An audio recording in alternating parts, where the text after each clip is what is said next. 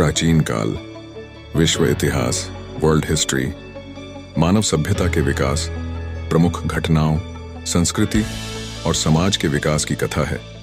यह इतिहास मानवता की उत्पत्ति से लेकर आज तक की सभी प्रमुख घटनाओं, सभ्यताओं, युद्धों और सांस्कृतिक विकास का विवरण देता है। विश्व इतिहास को समझने के लिए इसे आमतौर पर विभिन्न कालखंडों और युगों में विभाजित किया जाता है। 1. प्राचीन काल, एंशिएंट हिस्ट्री। 2. मध्यकाल, मेडिवल हिस्ट्री। 3. आधुनिक काल, मॉडर्न हिस्ट्री। 4. आधुनिक उत्तर औपनिवेशिक काल, पोस्ट कॉलोनियल इरा। 5. समकालीन काल, कंटेम्पररी हिस्ट्री। प्राचीन इतिहास, एंशिएंट हिस्ट्री, मानव सभ्यता के प्रारंभ से लेकर लगभग 5वीं शताब्दी सीई तक की समयावधि को संदर्भित करता है। यह समयावधि विश्व के विभिन्न क्षेत्रों में सामाजिक, सांस्कृतिक, राजनीतिक और धार्मिक परिवर्तनों का साक्षी रही।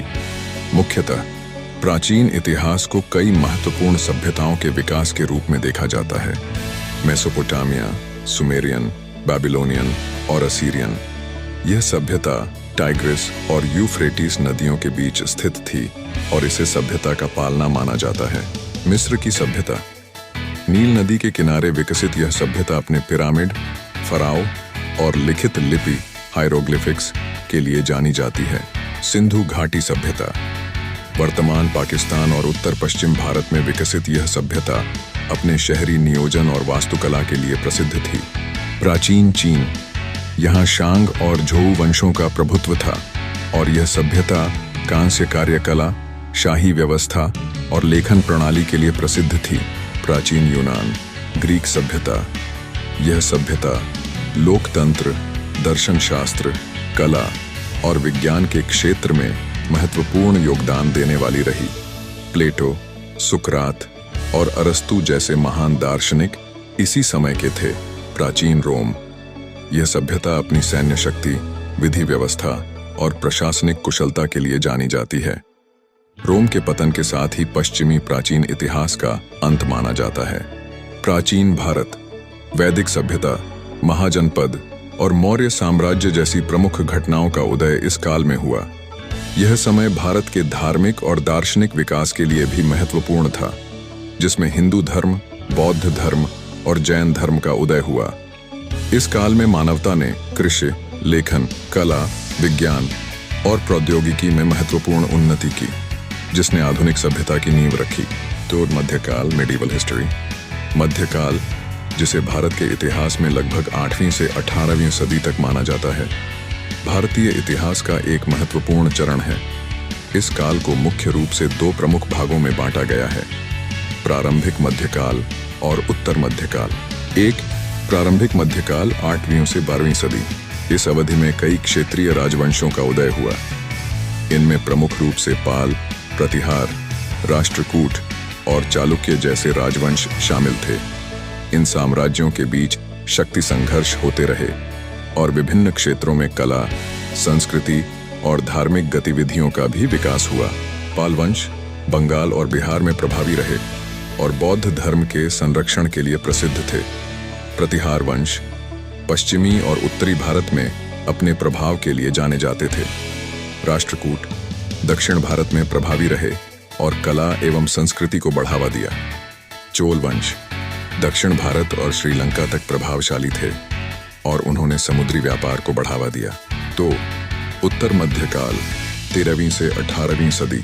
इस समय भारत में मुस्लिम आक्रमणों की शुरुआत हुई, जिनमें गौरी, गजनवी और फिर दिल्ली सल्तनत का उदय प्रमुख है।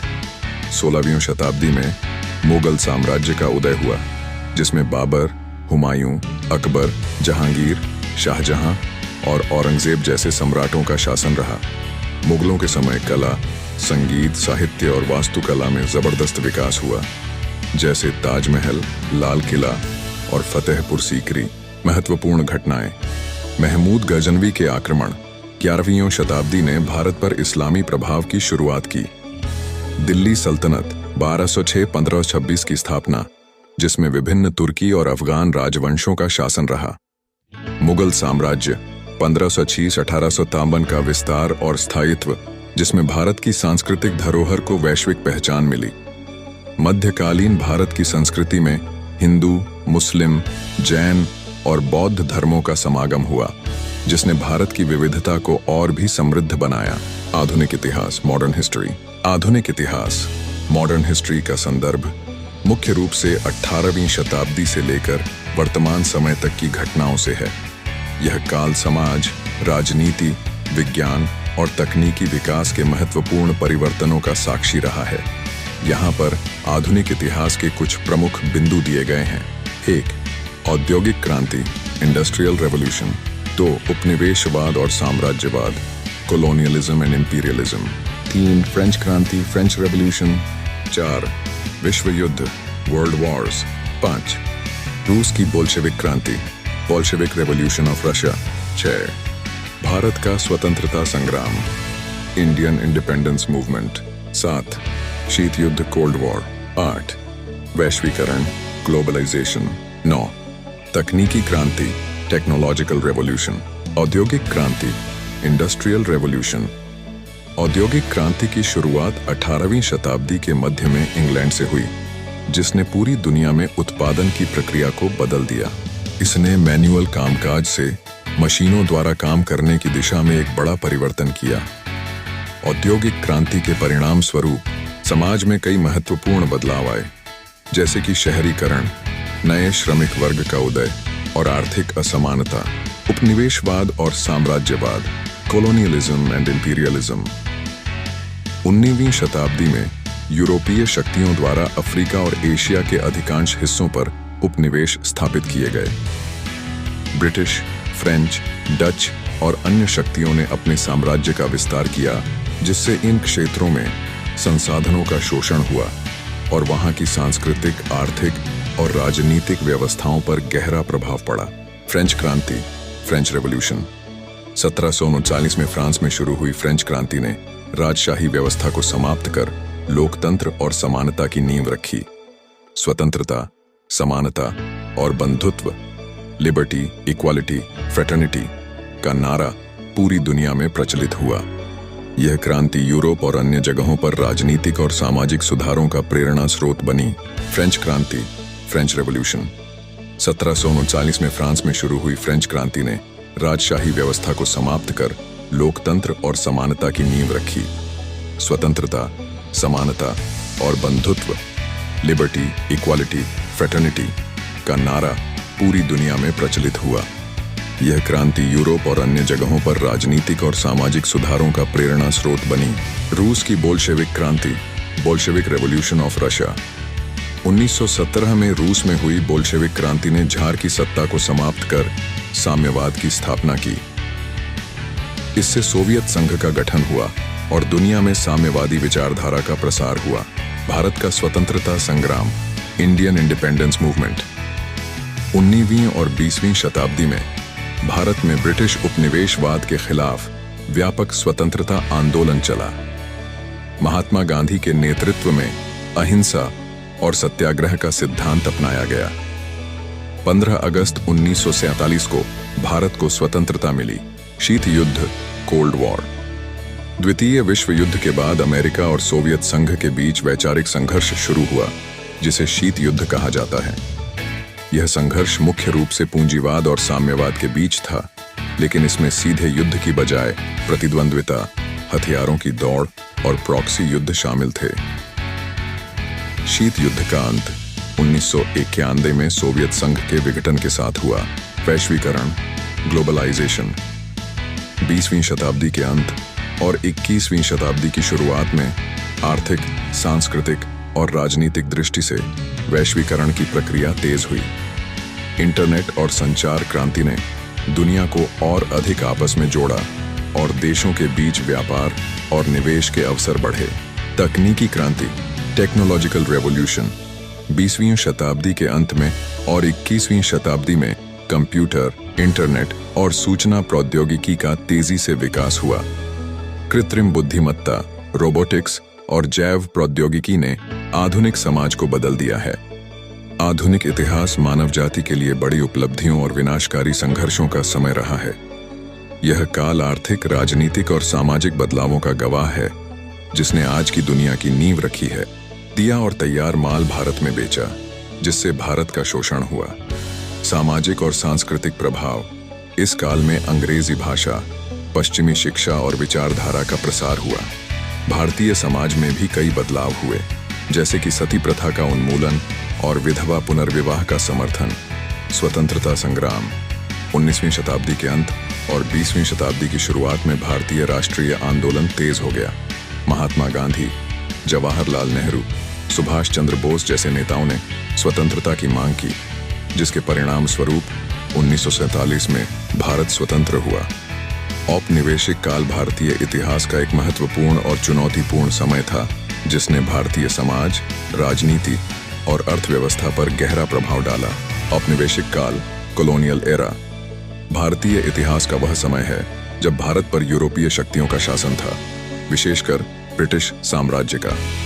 यह काल 17वीं शताब्दी से लेकर 20वीं शताब्दी के मध्य तक फैला हुआ था। मुख्य विशेषताएं। ब्रिटिश ईस्ट इंडिया कंपनी का आगमन। 1600 में ब्रिटिश ईस्ट इंडिया कंपनी ने भारत में व्यापार के उद्देश्य से कदम रखा। धीरे धीरे कंपनी ने अपनी सैन्य और राजनीतिक ताकत को बढ़ाया और 18वीं शताब्दी के अंत तक भारत के बड़े हिस्से पर कब्जा कर लिया। ब्रिटिश शासन। 1853 के विद्रोह के बाद भारत की सत्ता ब्रिटिश ईस्ट इंडिया कंपनी से ब्रिटिश सरकार के अधीन हो गई।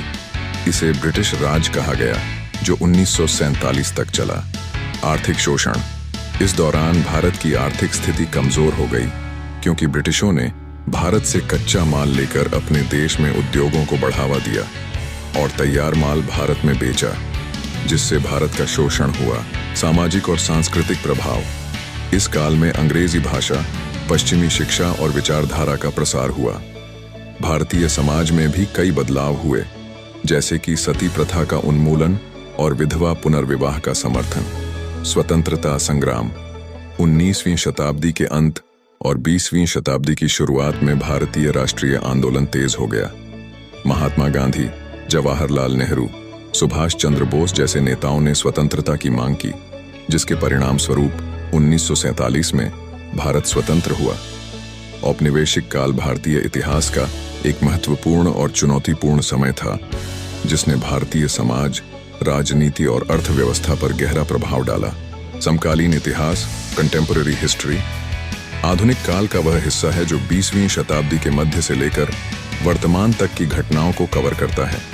यह काल ऐतिहासिक घटनाओं, राजनीतिक, सामाजिक, आर्थिक और सांस्कृतिक परिवर्तनों का दस्तावेज है।